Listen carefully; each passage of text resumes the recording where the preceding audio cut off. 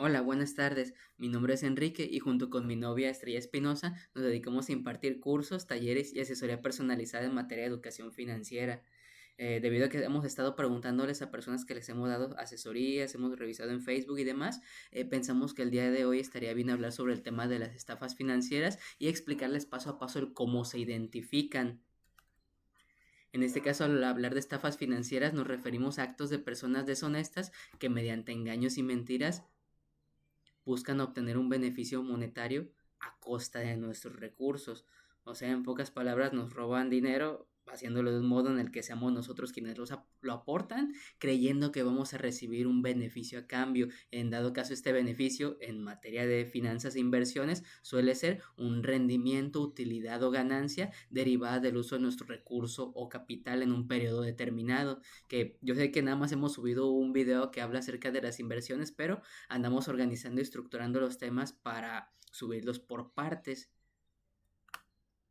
Ahora, aquí hay algunos puntos de cómo identificarlas. En realidad hay muchos más, pero me enfoqué en los más breves. El primero es el tema del domicilio fiscal o domicilio físico. Les vamos a hablar sobre los paraísos fiscales. En el mundo existen varios países en los que a la hora de que tú creas una cuenta bancaria, los requisitos son muy mínimos. Por ejemplo, aquí en México te piden acta de nacimiento, CUR, comprobante de domicilio, alta en el RFC, otro montón de documentos que vamos a especificar un poco más adelante porque vamos a subir un video que hable sobre los bancos desde cero. Hay países en los que te das de alta y no te piden tu RFC, no te piden CUR, no te piden comprobante de domicilio, no te piden nada. Hay algunos que ni siquiera te piden el nombre o identificación y es más fácil crear cuentas bancarias en esos países porque los requisitos para la revisión y fiscalización son más light, por así decirlos. Entonces, al momento de que ustedes van a invertir, por ejemplo, ya sea que algún amigo, conocido, familiar, vecino, empresa, que vieron en internet, que existe físicamente, que los invitaron de algún taller como los nuestros, pero los nuestros sí son reales, a como han visto en la serie de videos y recomendaciones de otras personas, cuando vayan a preguntar cuál es el domicilio o ubicación física de la persona o empresa con la que van a invertir, corroboren el domicilio. Usualmente suelen ser domicilios fuera del país, salen con que son domicilios en Chipre, que son domicilios en países de Asia o Europa que pues son de difícil acceso y cuando les preguntas que por qué, si se encuentra la página en español, si ellos te hablan en español, si la cuenta bancaria a la que te piden que deposites es en pesos, ¿por qué no tienen una cuenta aquí? Y es cuando te dicen que se están regularizando, que andan en procesos que para llegar a más personas y demás siempre va a ser muy importante. Igual más adelante en los comentarios del video, una vez que esté en YouTube, les vamos a poner la lista de cuáles son los países que se consideran paraísos fiscales, que son países en los que en realidad la apertura de una cuenta bancaria y los temas de revisión de impuestos son muy pues sencillos y no son tan rudos como en otros países. Otra cosa que deben identificar es que no va a haber claridad en la obtención de las fuentes de ingresos. Esto significa que si yo voy a invertirle a una persona que me invita, a una empresa, voy a hacer una transferencia, depósito, etcétera, a la hora de que yo cuestione y pregunte cómo van a obtener ellos los ingresos con los que me van a brindar rendimientos, tiene que haber claridad en ello. ¿Qué significa? Vamos a poner un ejemplo. Yo aporto de manera voluntaria a la Afore para si alcanzar a pensionarme cuando ya esté viejito. Entonces, lo que va a pasar aquí, analizando el Afore, una vez que tiene mis recursos, ellos lo invierten y con ese dinero invierten en CETES, certificados de la tesorería, invierten en acciones de la bolsa de valores, invierten en ETFs, en criptomonedas, en fibras, en fondos de inversión y es claro, esos mismos mecanismos de inversión que nosotros podemos hacer, ellos dejan con claridad que depende de nuestro rango de edad. Si yo le aporto a la FORE, ellos invierten en estos mecanismos, generan rendimiento, de esos rendimientos se quedan con su parte y nos depositan el resto. Así es como funciona y si se fijan, hay una hay mucha claridad en cómo se obtienen los ingresos. Normalmente cuando entramos a un sitio web o alguien se acerca a nosotros o es una empresa quien nos ofrece el que vayamos a invertir en alguna cuestión, y les preguntamos cómo obtienen los ingresos, empiezan que nosotros usamos inteligencia artificial, que nosotros mediante el reciclaje y evitando las emisiones de carbono y te mueven un montón de rollo mareador que no te explica qué es lo que hacen para que ellos puedan generar el ingreso y poderte pagar tus rendimientos. Si notan este tipo de situaciones, significa que es altamente probable que se trate de una estafa financiera. Ahora, algo que también tienen que contemplar es el tiempo de la inversión. Si a la hora de que te ofrezcan entrar a un instrumento financiero, sienten que los presionan o que les brindan un límite de tiempo para invertir, es una mala señal. Por ejemplo, ya nos han tocado ver que, ¿sabes qué? Vas a tener rendimientos del 20% y son los últimos lugares. Y si no metes el dinero hoy, ya vas a perder acceso a esta oportunidad. Si se fijan, este tipo de cuestiones son psicológicas y ayudan a que pues ni siquiera tengamos tiempo de razonar si es formal la empresa o no, y por las prisas acabamos pagando sin darnos cuenta si se trataba o no de una estafa. Algo que también deben de contemplar son los famosos esquemas de pirámides o de referidos. Normalmente un esquema de referidos sí es formal porque son esquemas de comisión mercantil. En otro video más adelante, cuando hablemos en materia contable y en materia de emprendimiento, vamos a hablar sobre los esquemas de la comisión mercantil. Pero aquí vamos a hablarlo de cuando no es del todo correcto en temas de pirámides, donde yo invito a otras personas a que participen en algo a cambio de una comisión. Estos invitan a otros para que generen un ingreso a cambio de una comisión, donde el objeto de la transacción es en realidad la venta de un bien o servicio. Viéndolo en materia mercantil, contable, empresarial, está correcto y es válido, pero hablando en materia financiera es una mala señal. Los mecanismos de inversión, cuando subamos más videos de inversiones, funcionan en que yo tengo un capital o dinero, lo pongo en un instrumento financiero, un banco, sociedad financiera popular, etcétera, y este genera rendimientos porque alguien más lo está utilizando y generando intereses, y después nos dan a nosotros una parte menor de estos intereses. Es así como funcionan las inversiones básicas.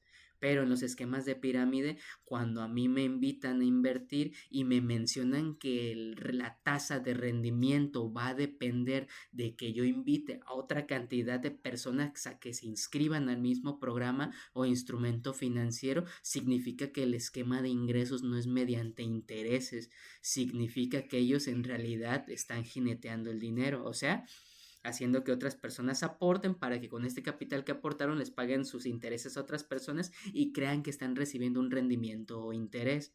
Van a notar que en estos esquemas de pirámide no solamente es que te inscribas, te piden que aportes cantidades y te ponen cantidades mínimas. Más adelante, cuando les hablemos de esquemas de inversión formales, para invertir antes de la pandemia, te pedían montos 100,000 pesos, 50,000, 150,000. Ahorita tras la pandemia a los bancos les fue muy mal y ya para invertir puedes invertir desde 100 pesos en casi cualquier instrumento financiero, bueno, al menos aquí en México. Luego más adelante que investiguemos les vamos a explicar de otro tipo de países para que identifiquen qué hay además de de certificados de la tesorería en México, por ejemplo. Algo que más que deben de identificar es este tipo de empresas, instituciones o personas no se van a encontrar en las listas de la Conducef. Ahorita más adelante les voy a hablar de la Conducef, que es la Comisión Nacional de Defensa de Usuarios de los Servicios Financieros. Existe en Internet un sitio web donde tú puedes checar si una institución financiera es legítima. Más adelantito hablaremos de ello. Ahora, algo que deben de notar, si yo voy a invertir en algo, a la hora de hacerlo, yo voy a tener acceso a un usuario y una contraseña que será a mi nombre, porque va a ser como si yo tuviera una especie de cuenta bancaria nueva, donde ahí es donde pongo el dinero y ahí se empieza a mover para generarme ganancias. Si a la hora de invertir en realidad da la impresión de que le estoy transfiriendo a un tercero, hay que estar alerta en esa situación. Es probable que se trate de una estafa. Y algo más, el beneficiario suele ser una persona física. Hay veces que tú vas a depositar en la empresa Business, Smart, Intelligence y un montón de palabras en inglés que suenan bien chidas. Y también van a notar eso, que cuando les pasan la clave interbancaria para transferir es Pedro López Madrigal, por ejemplo. O que el nombre de la persona moral es en inglés. puesto que el sitio web, la página de Facebook, el WhatsApp, la persona se oyen de lo más mexicanas posibles. Esos son algunos elementos. Ahora, ¿qué va a pasar si hay combinación de ellos en la misma entidad financiera? Significa que es casi seguro que es una estafa. Ahora, ¿cómo me doy cuenta más a detalle? Está este organismo. Por ejemplo, aún no hablamos sobre estos temas, pero si en materia comercial ustedes identifican a la Profeco es una institución que me defiende cuando en materia comercial las empresas me venden a algún precio distinto y no me quieren hacer mi reembolso. Ahora, la Conducef nos defiende de instituciones financieras. Si quien me trata mal o me perjudica es un banco, una sociedad financiera popular, una institución financiera donde yo invierto dinero, una sociedad de caja popular, entre otros, la Conducef es un organismo público llamado Comisión Nacional de Defensa de Usuarios de los Servicios Financieros. Si algún banco o institución financiera me juega a chueco, yo voy con ellos, pongo mi queja y la Conducef se encarga de multarlos y los obliga a que de manera inmediata me cumplan a resolver el problema que tengo. Ellos, Conducef, además de que ayuda y hace que te resuelvan rápido, cuentan con una sección dentro de su sitio web oficial llamado Cipres. Esta sección de Cipres tiene un listado sobre las prestadoras, las instituciones que prestan servicios financieros. En este sitio web, si ustedes buscan una institución, un ejemplo, BBVA, si ustedes buscan, por ejemplo, a Nu, si ustedes buscan Bancoppel, si ustedes buscan Grupo Bursátil Mexicano, si ustedes buscan alguna institución, ya sea Caja Popular Financiera, una sociedad financiera popular, si ustedes buscan un banco, etcétera, en este sitio web aparecen. Si aparecen en este sitio web, significa que son organismos financieros regulados. ¿Qué significa? Que pusieron toda su documentación, se encuentran en regla, se encuentran aseguradas y el dinero no está en riesgo de perderse.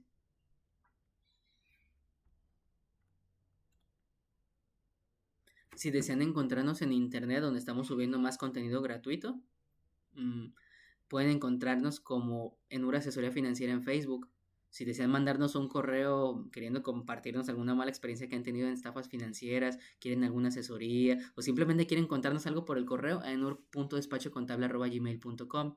También, yo sé que la siguiente página ni siquiera es popular, pero en la página de Blogger, que es una extensión de Google, tenemos un blog donde estamos escribiendo artículos que hablamos sobre este tipo de temas. Si en su navegador escriben enurfinanzas.blogspot.com, van a encontrar algunos de ellos. O si quieren acceso a más videos como este, en YouTube, en Enura Educación Financiera nos pueden encontrar. Les agradecemos mucho si llegaron hasta el final de este video. Más adelante vamos a estar subiendo más sobre este tipo de temas financieros y más adelante estamos planeando subir un video sobre cómo usar Excel desde cero y otro sobre matemáticas desde cero para adultos, o sea, para gente que ya trabaja, ya ejerce en alguna profesión, en alguna actividad económica u oficio y quieren recordar estos temas básicos para aplicarlos en sus finanzas. Les agradecemos mucho y nos vemos en el siguiente video. Gracias.